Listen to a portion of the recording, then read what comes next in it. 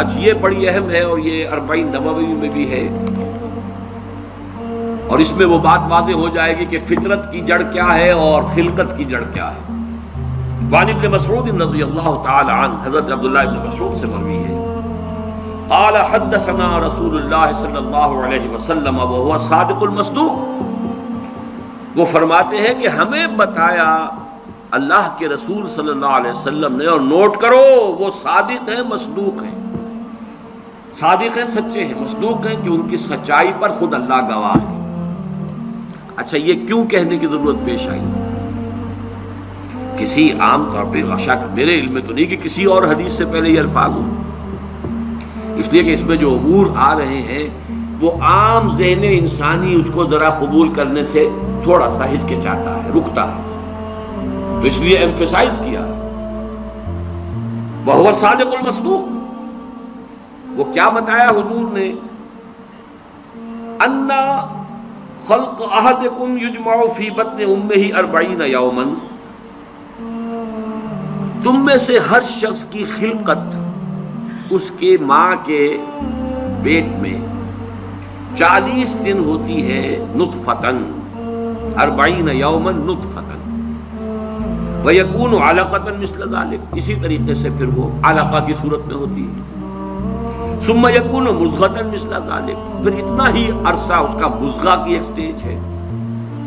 ثم یبعث اللہ الیہ ملکا باربع کلمات، پھر اس کو اللہ تعالیٰ اس کے پاس بھیجتا ہے، یعنی یہ 120 دن 4 مہینے، اس کے بعد نفخ روح ہوتی ہے، اور اس نفخ روح کے ساتھ ہی وہ جو علم الہی کی کتاب قدیم ہے اس میں جو اس شخص کا کھاتا ہے پرٹیکولر، اس کا پرسنل لیجر جو ہے، وہ اس کی پوری کاپی جو ہے وہ وہاں پر درج کر دی جاتی ہے۔ تو اللہ تعالیٰ بھیجتا ہے، یا یہیں سے بعض فقہا نے یہ مسئلہ نکالا ہے کہ 120 دن تک 4 مہینے تک جو جنین ہوتا ہے رحم مادر میں، اس پر انسان کا اطلاق نہیں ہو سکتا، وہ حیوان انسان تو ہے صرف، ابھی انسان نہیں ہے، انسان اس وقت مکمل ہوگا جب روح پھونکی جائے گی، اور وہ 120 دن کے بعد ہے۔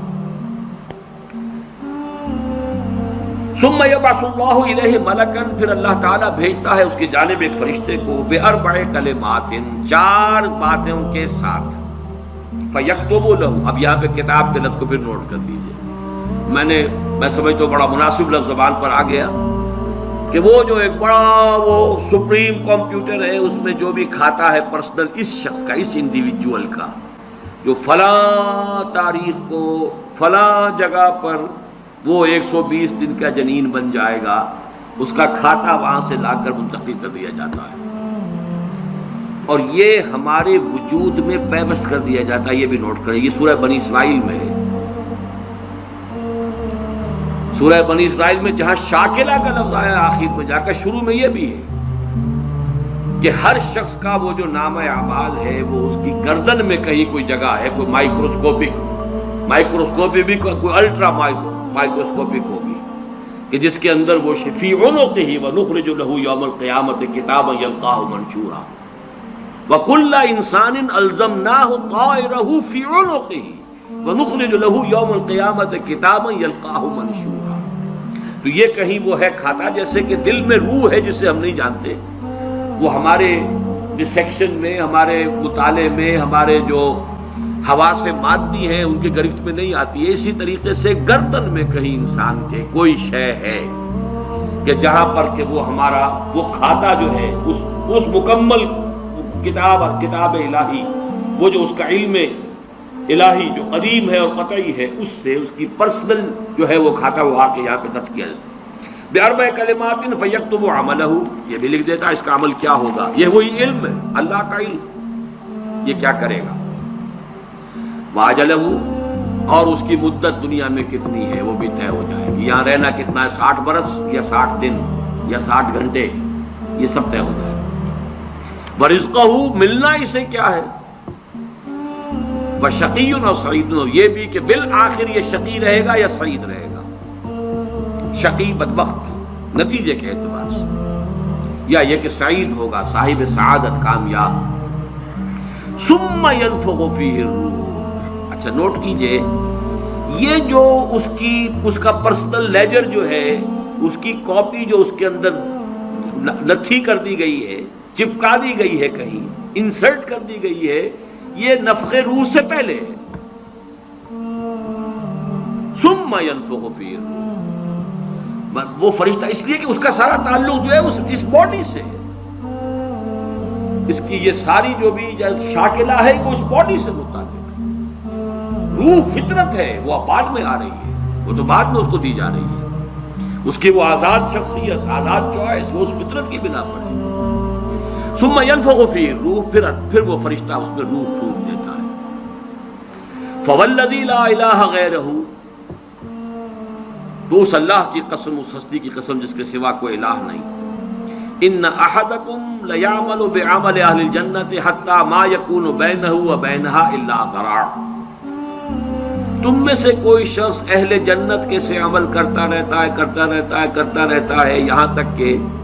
اب یہاں میں ایک الفاظ کا اضافہ کر رہا ہوں بات کی وضاحت کے لیے، اس کو بریکٹ میں سمجھیے، بظاہر دیکھنے والوں کے نزدیک اس کے اور جنت کے درمیان بس ایک ہاتھ کا فاصلہ رہ جاتا ہے۔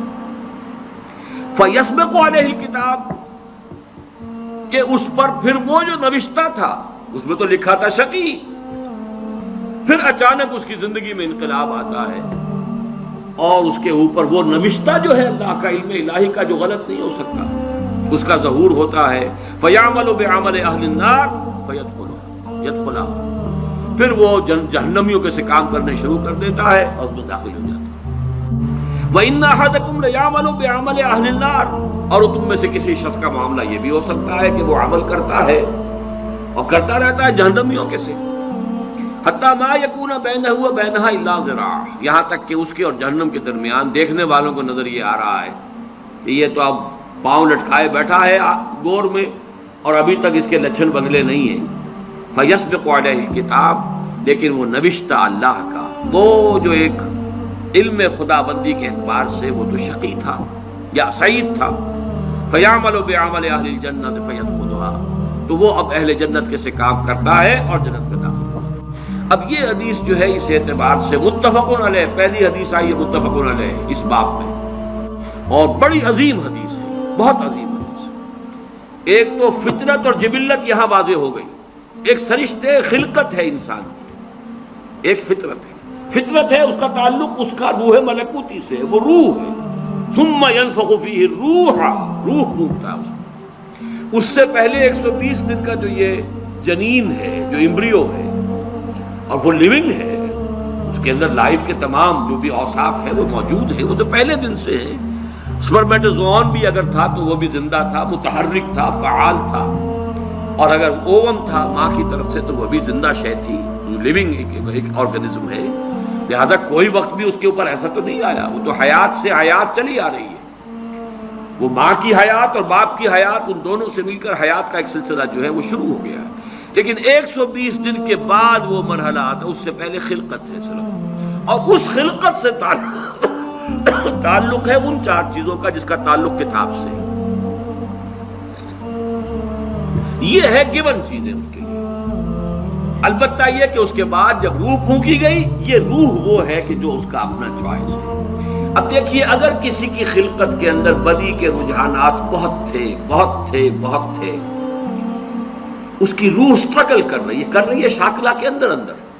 شاکلہ سے باہر نکل نہیں سکتی، great resistance it has to overcome, کرتے یوں سمجھیے کہ جیسے دیمک جو ہے کسی چوکھٹ کو اندر سے کھا رہی ہے،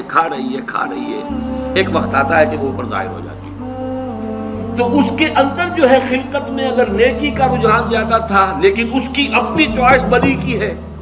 تو اسے سٹرگل کرنی پڑی ہے اپنی نیکی کو دبانے میں،